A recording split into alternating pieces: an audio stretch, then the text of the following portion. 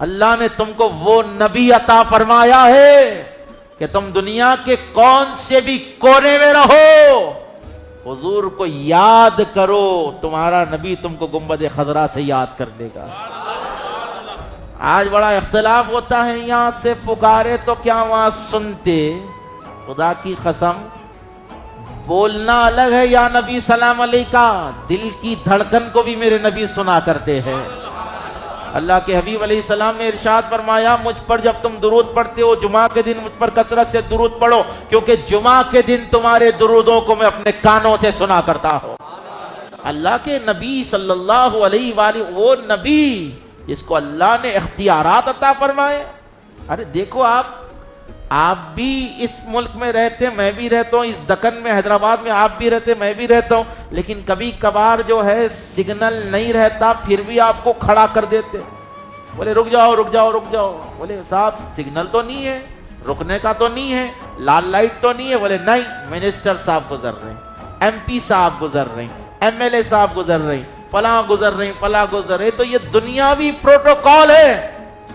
जिसको गवर्नमेंट कुर्सी पर बिठाती है उसका प्रोटोकॉल रास्ते बंद हो जाते हैं जब वो निकलता है। तो सोचो, ये दुनियावी हुकूमत जब किसी को कुर्सी पर बिठाती है तो उसके लिए प्रोटोकॉल कायम करती है, उसके लिए उसकी गाड़ी पर लाल बत्ती घूमती है, वो सिक्योरिटी के बीच में जाता है ताकि दुनिया को बता दिया जाए ये जो गुजर रहा है ये दिखने में तो आम आदमी है, ये आम आदमी नहीं है, ये कुर्सी पर बैठा हुआ है, ये तुमसे है। तो सोचो उस जात की शान का आलम क्या होगा जिसको अल्लाह ने मकाम महमूद अता फरमाया है, जिसको अल्लाह ने मकाम महमूद अता फरमाया, जिसको अल्लाह ने सैयदुल अंबिया की कुर्सी पर बिठाया, जिसको अल्लाह ने तमाम नबियों का सरदार बनाया। वो नहीं सुन सकते? बोले नहीं।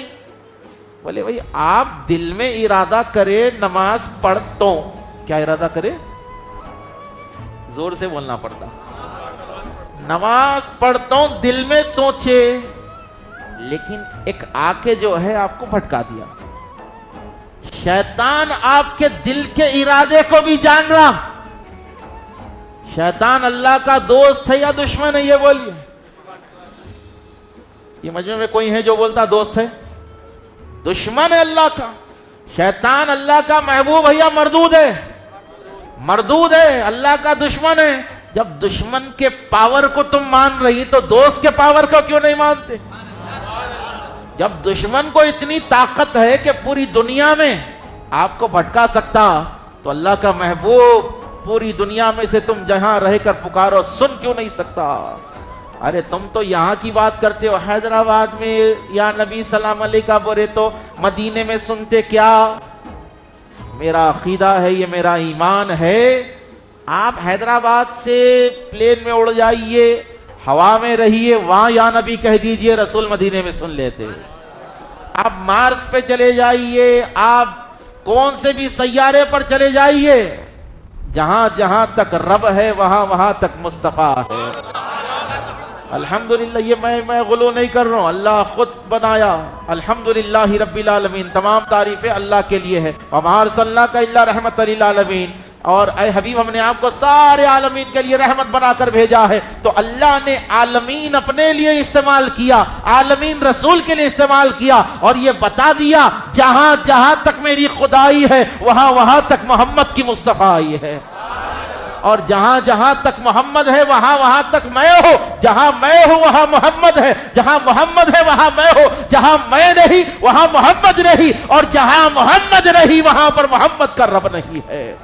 अब चंद लोगों के पास अल्लाह ही अल्लाह है, बोले अल्लाह को मानते, अल्लाह को मानते, अल्लाह को मानते। खुदा की इज्जत की कसम है, अल्लाह को तो पूरी इंसानियत मानती, पूरी कायनात मानती। अल्लाह एक है, बोलने वाला कौन है? एक तन्हा जात है जिसने अपने माथे की आंखों से अल्लाह का दीदार फरमाया है। ये आई विटनेस है हुजूर। क्या है?